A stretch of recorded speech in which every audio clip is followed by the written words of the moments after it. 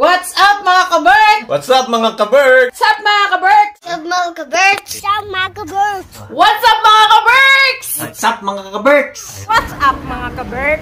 What's up mga kaberks? What's up mga kaberk? What's up mga kaberks?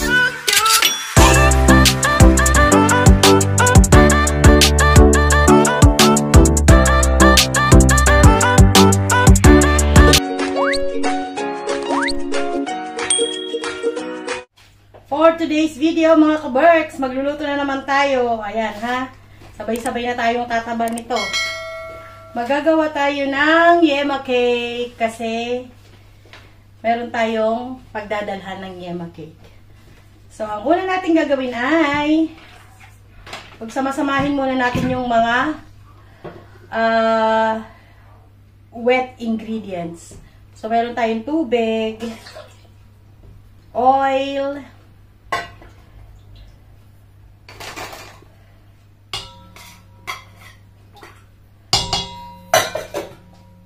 and egg yolk. Tumalsik. So, yan. Mix lang natin ito mga kaberks. Yung pag-mix nyo ng ganito, yung may itlog, dapat mabagal lang. Kasi para hindi siya magmukhang scrambled ba.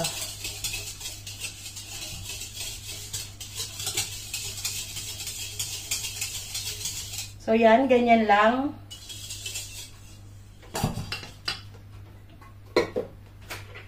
Yung ating dry ingredients. So, meron tayo ditong harina, cake flour to mga kaberks. And then, baking powder.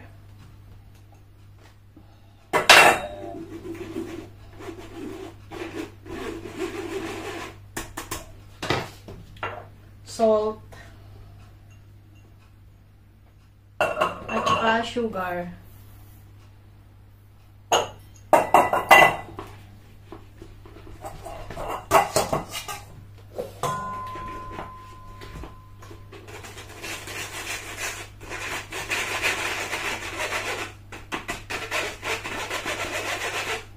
Isisift ko to ng 2 beses. Tignan nyo, kasi yung asukal meron siyang buo-buo.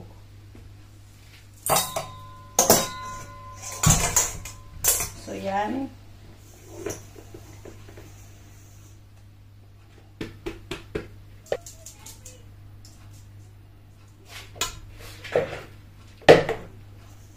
Ayan na siya mga kaberks. And then, ihahalo ko na siya dito sa dry ingredients.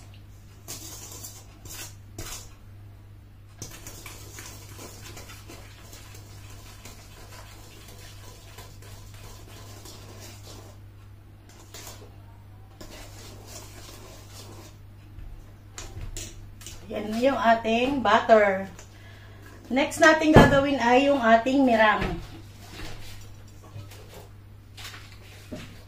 So, yan. Ito na yung ating egg white, and then sugar, at lalagyan natin ng lemon juice. So, lagyan natin ng lemon, 1 teaspoon na lemon.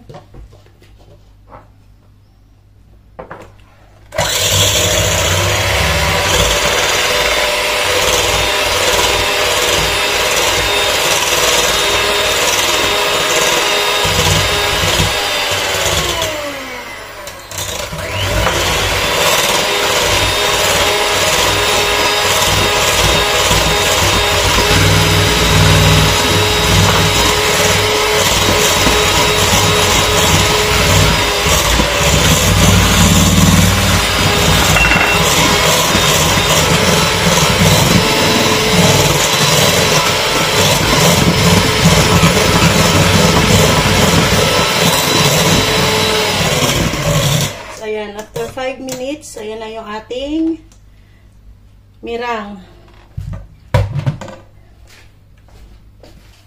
Ito na yung ating meringue mga kaberks. Imimix na natin ito dito sa ating butter. So, ifo-fold lang natin ito. Hatiin natin sa 3. Dahan-dahan lang mga kaberks ang pag-fold. Ganyan lang siya. Shout out sa ating baker dyan na ating viewer, subscriber. Tawag nito. Disclaimer po sa mga ano dyan ha. Sa mga professional baker.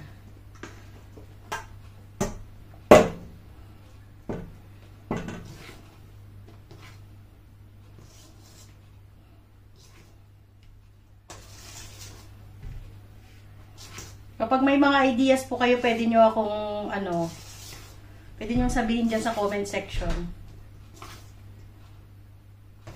Sa mga nagbe-bake dyan.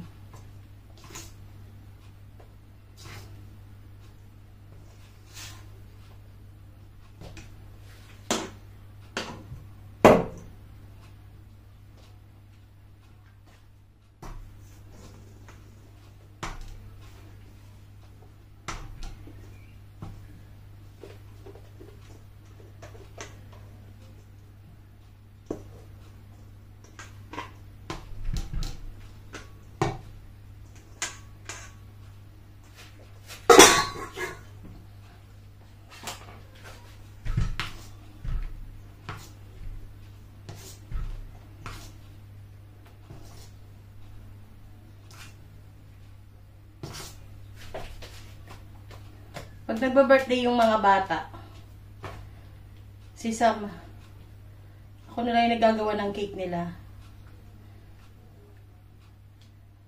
Nakita niyo yung yung cake ko na ginawa nung 12 years old si Sam.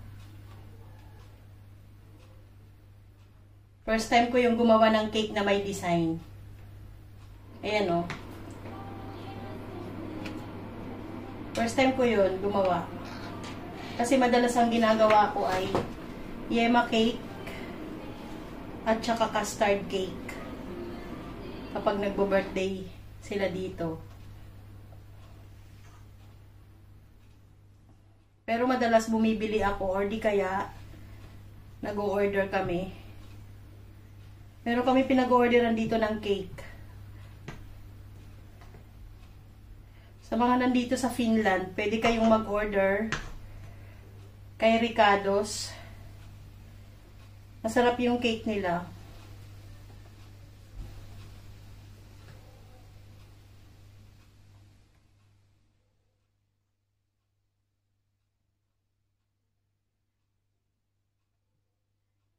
So yung oven ay napainit ko na. Okay na to. Sasalang ko na to. Dahil wala akong pan na aluminum mga kabarks. Alam niyo yung ginagamit sa Pilipinas na may sukat. Ang ginawa ko ito, yung pan ng oven. DIY. Nilagyan ko lang ng ng baking paper. And then gumawa ako ng foil. Hinulma ko sa square. Saka ko nilagay sa gilid. Oy. DIY na pan na malaki. Kasi square itong gagawin ko. Oops.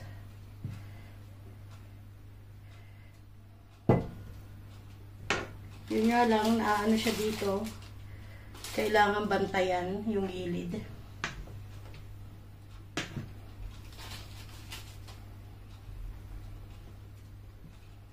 Para hindi siya bumagsak sa gilid.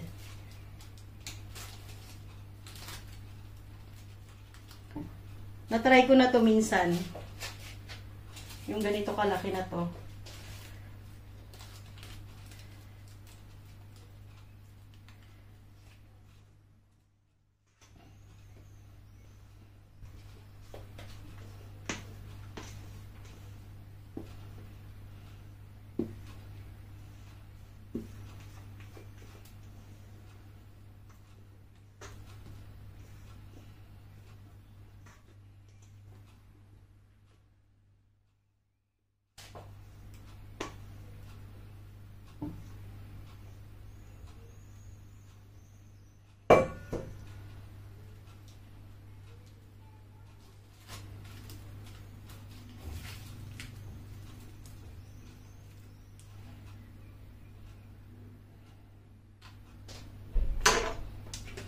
Salang ko na to mga kaberks.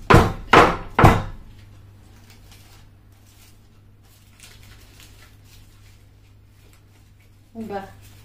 DIY na square na cake pan.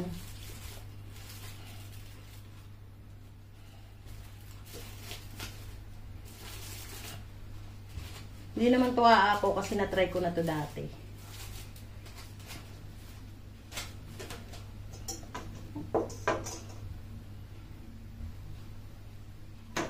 Yan na. Salang ko na. Yan na siya mga kaberks. Check natin. 30 minutes na yan.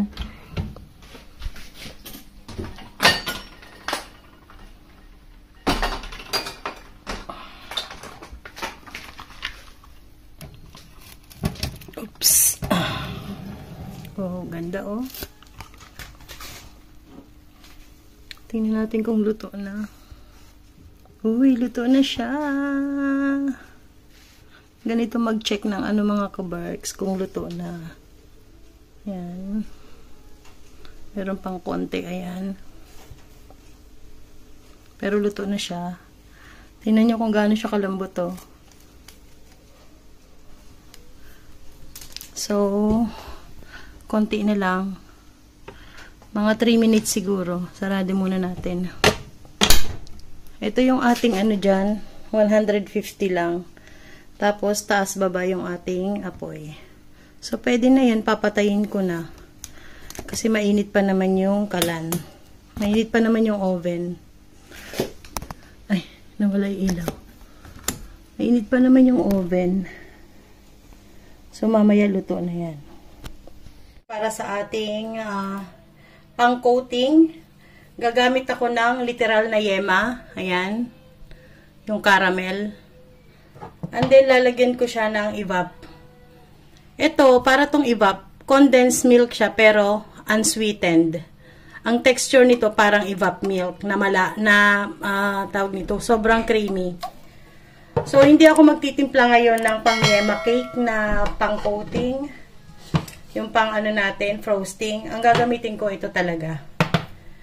Dadagdagan ko lang nito. So, ito na siya mga kaberks. Papainitin ko lang to ng mahinang apoy.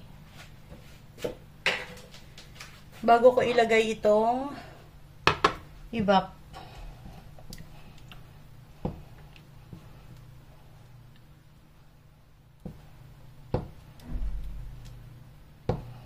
Ito talaga yema. Mahina lang yung apoy ko kasi baka masunog. Dapat pag-aanohin nyo, gagamitin yung kalan yung ganito, yung non-stick. Para hindi masunog. Ayan, medyo malambot na siya. Lalagyan ko siya ng evaporated milk. At depende din sa ano nyo mga kaberks. Kung gusto nyo ng malapot or malabnaw. Depende sa inyo.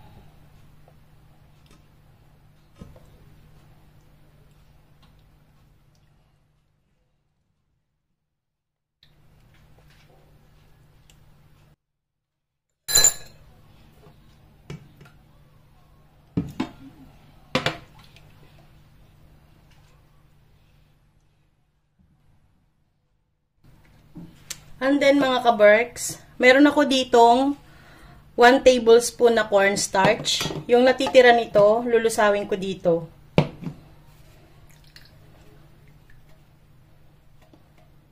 Kapag ka medyo malapot na to, yung medyo tunaw na siya talaga, saka ko to ilalagay.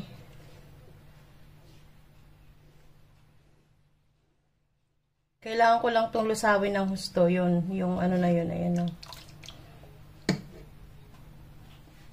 Ganito, lulusawin ko lang siya. Pandagdag lang yan para maging ano siya, medyo malapot. Itong ano ko na to ng yema, itong ginagawa ko na to na pang frosting ko, akin lang yan mga kaberks. Ano ko lang yan? Sa akin lang yan na ano, recipe. Meron din talagang recipe dyan para sa ginagawang frosting. Yung may itlog.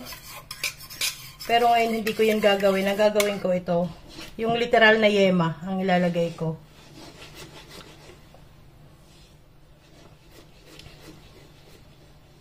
Ganyan na siya. Ay, tapon. Medyo kumukulo na. Pag nalusaw na to, ilalagay ko na yan.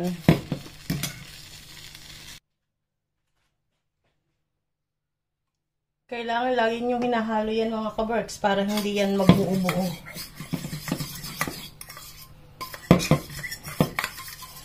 So, ilalagay ko na to.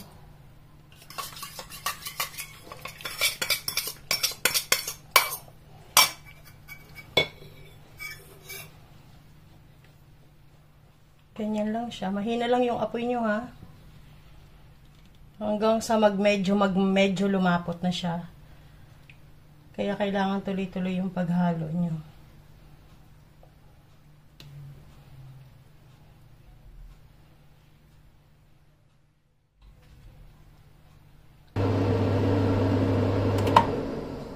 Ayan na siya mga kaberks. Ayan o. Nag-umpisa na siyang maglapot.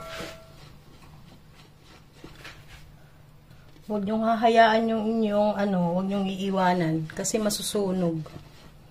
Yan o. Okay na siya. See? Konti pa. Angat ko siya sa kalan.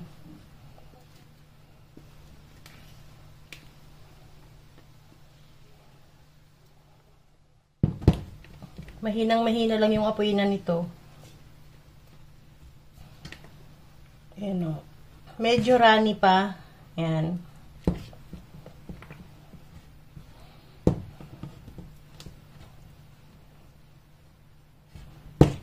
O, diba mga kaberks? Yan o.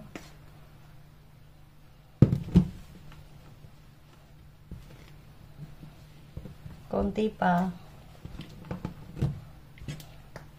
Walang itlog to ha mga kaberks. Walang itlog. Ito yung ginagamit kong frosting na walang itlog. Iba pa yung may itlog. Ibang recipe yun. Pero ilalagay ko din dyan sa screen. Yung recipe ng may ng may itlog na frosting. Para sa yema cake.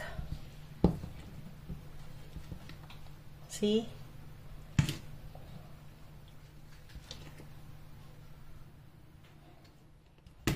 Yan, pag ganyan na siya, tatanggalin ko na sa apoy, pataling ko na tong apoy. And then, lalagyan ko siya ng, yan, butter. Yung butter na to siguro mga 2 tablespoon. Tanggalin ko na siya sa apoy. Gaganyanin ko lang siya hanggang sa malusaw yan.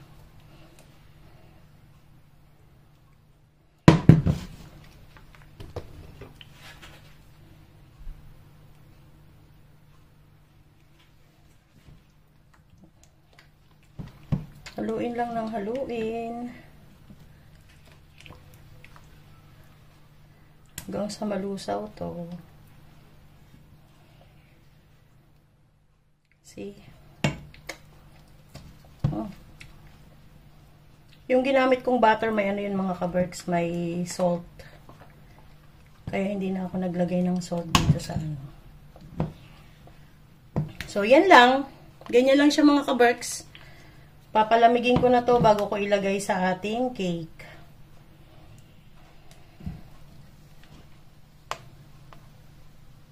Ito na yung ating chiffon cake, mga kaberks. Malamig na siya.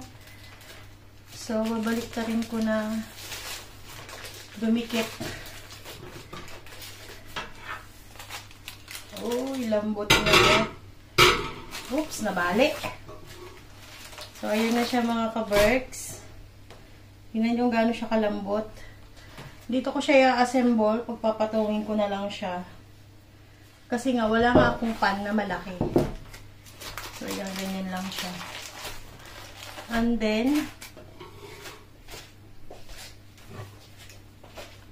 ito na yung ating pang frosting. Yung yema. Ayan siya, oh. So, yan. Unahin ko lang muna itong ilatag. Ayan. At pagkakasyahin ko dito sa aking pan.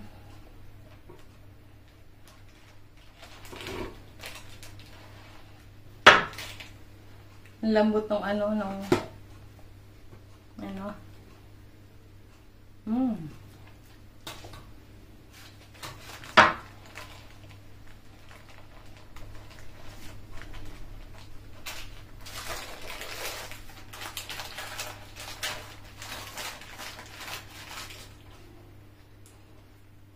Malinis kamay ko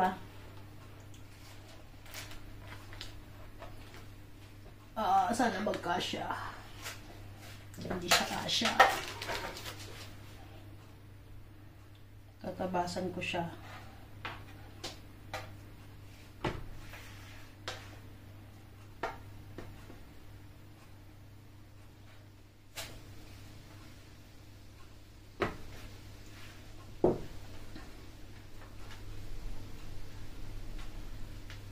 Sayang, di ko malalagyan yata yung gilid So, yan, ganyan. Tapos, lalagyan ko muna to ng frosting.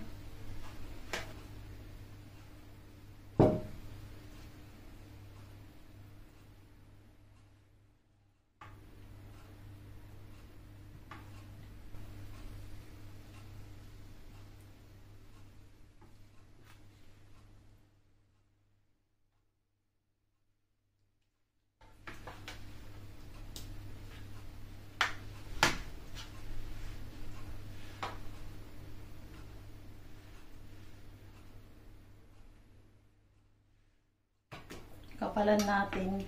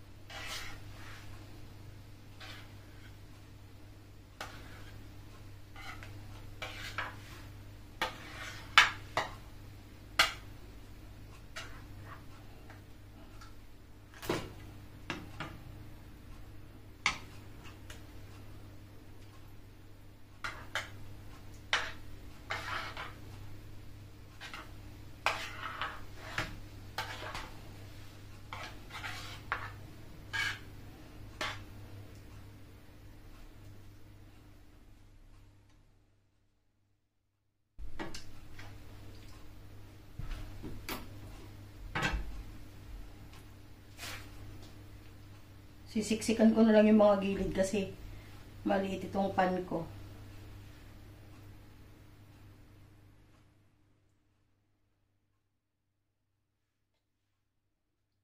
Pag umuwi ako ng Pilipinas, bibili ako ng mga pan na iba-ibang size. Dito kasi mahal mga ka-Berks. Mahal ang pan dito.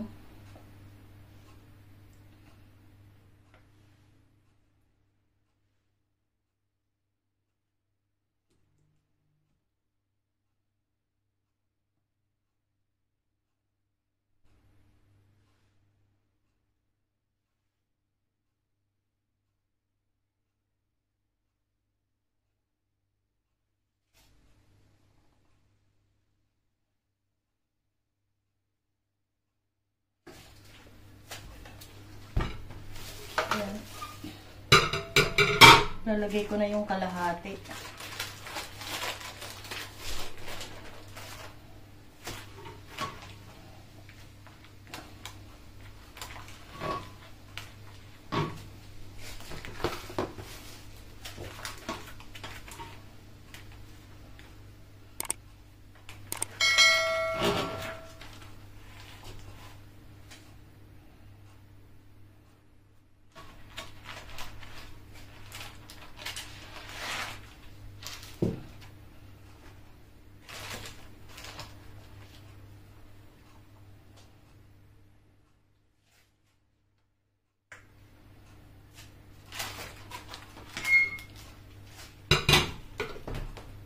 Tingnan. Yun na siya mga ka-Berks. Bukas ko na ito lalagyan ng cheese. Bukas na lang ng umaga. Papalamigin ko muna sa ref. So, yun lang. Bukas makikita niya to.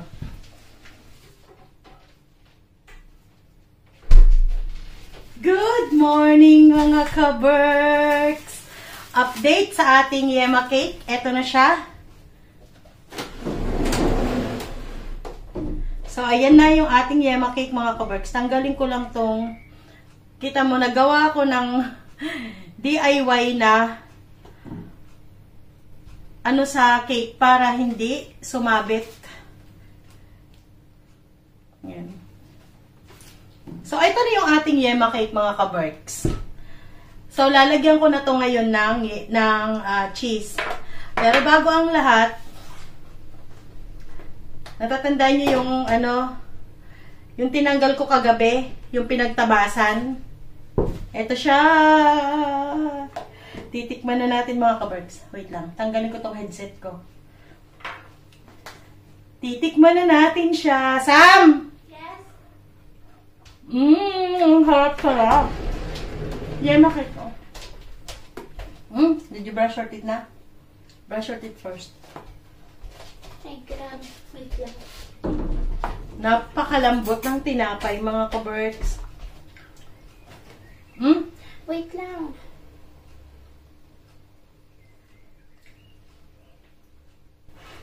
Hindi ka pa nag-brush ng teeth mo, ah. Sarap. So, ang ginamit ko dito pala na cheese, mga ka-Berks, eto. Where's the cheese? The Eden? Ayan! Meron tayong Eden cheese mula sa Pilipinas nating mahal. Pasalubong to ng mga pamangkin namin galing ng Pilipinas. Thank you, ating Nora at Kay. Yan. Tapos, meron akong napag-alaman sa YouTube. Ano lang ako dito, nag-cut lang ako. Para, kasi diba itong Eden cheese na to, para siyang malagkit. Pag ginanyan mo siya, kailangan mo palang ilagay sa freezer para maganda yung kaskas. So, ayan, nagpilas ako, nag-cut ako ng dyan. Yan. Ito yung ilalagay ko dito. So, totoo nga! Ayan o, ang ganda niya. Ganito pala dapat, i-freezer mo yung cheese. Para maganda yung kaskas niya. Yung kaskas. Para maganda pag kinaskas. Ayan.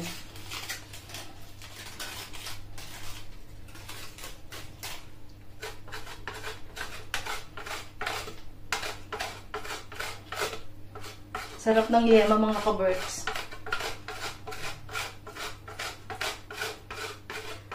Alam nyo sa pagbe-bake, tsaga-tsaga lang. Tawag nito. Trial and error lang talaga pag nagbe-bake ka.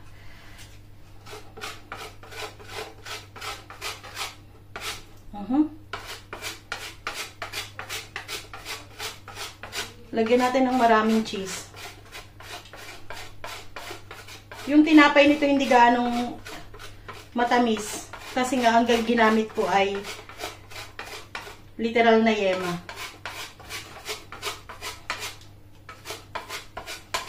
Alam niyo ba kung para saan tong yema cake ko, mga ka-Berks? Regalo ko to dun sa mag-asawa. Regalo ko to kay Robert at kay Damian. Dahil anniversary nila yesterday. At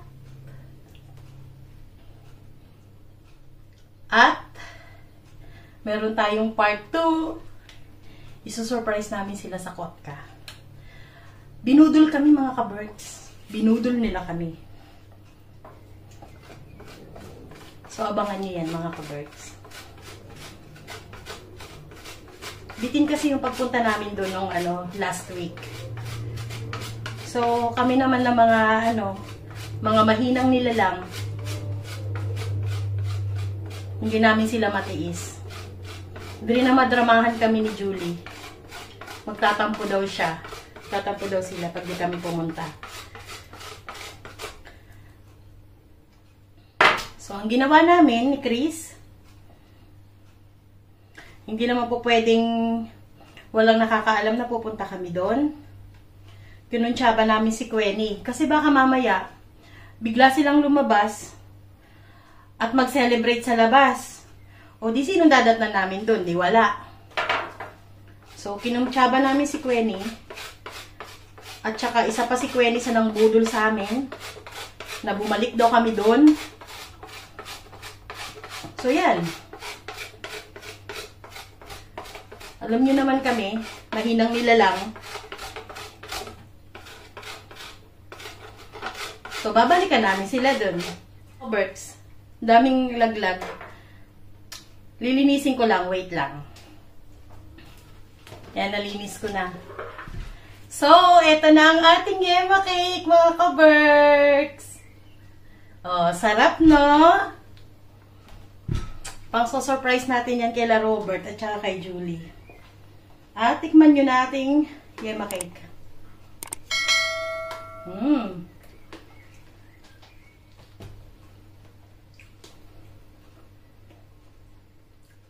Sarap.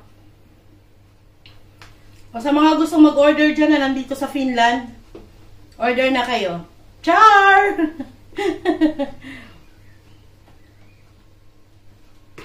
Sarap.